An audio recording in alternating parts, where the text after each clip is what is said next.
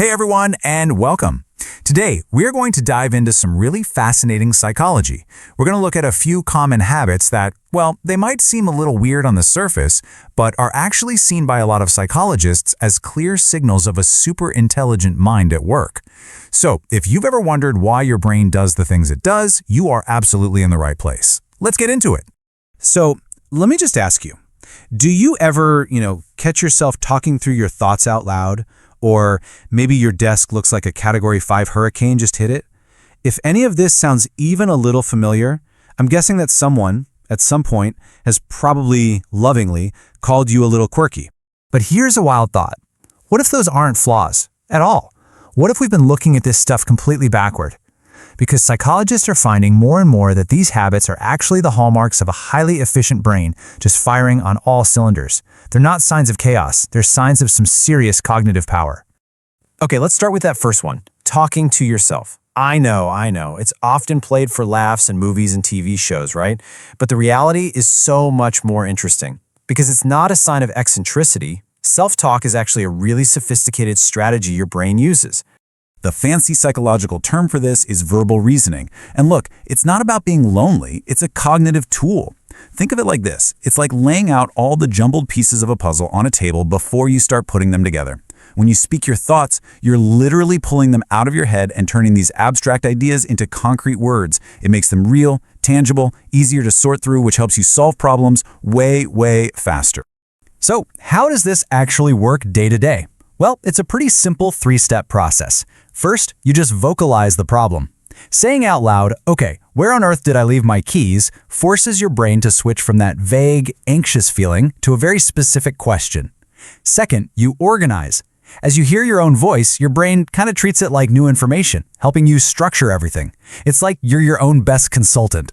And the result? You cut right through all that mental clutter and boom, you find the solution. Ah, right, I was holding them when the phone rang. It just gets you there so much quicker.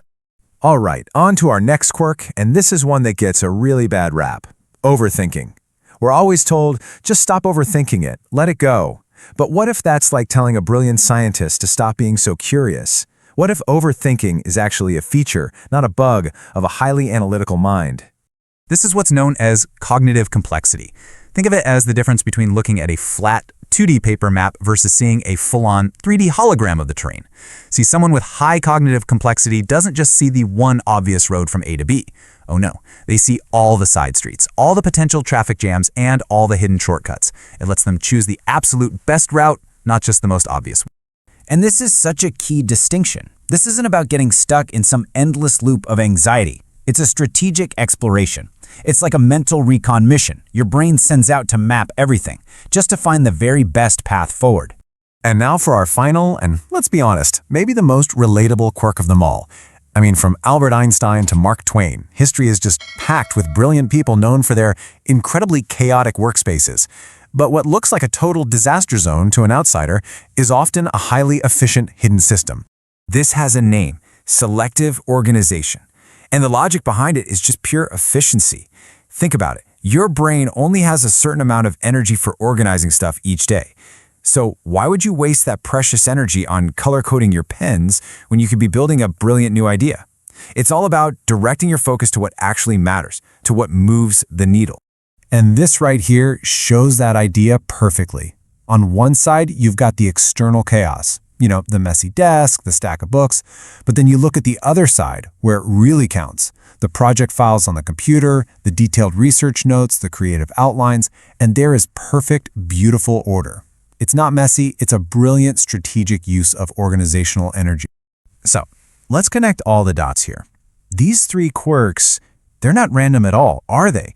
They are actually interconnected strategies that a highly intelligent brain uses to handle complexity and, just as importantly, to conserve its energy. So here's the big takeaway. As we've seen, that self-talk, well, that's just a tool for rapid-fire clarity. That overthinking, that's a method for incredibly deep analysis.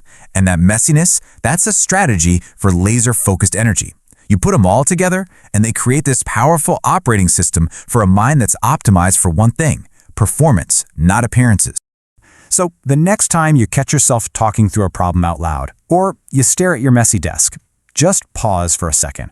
Instead of judging that quirk, ask yourself, what is my brain trying to optimize right now? You might just discover a superpower you never even knew you had. Thanks for exploring this with me today.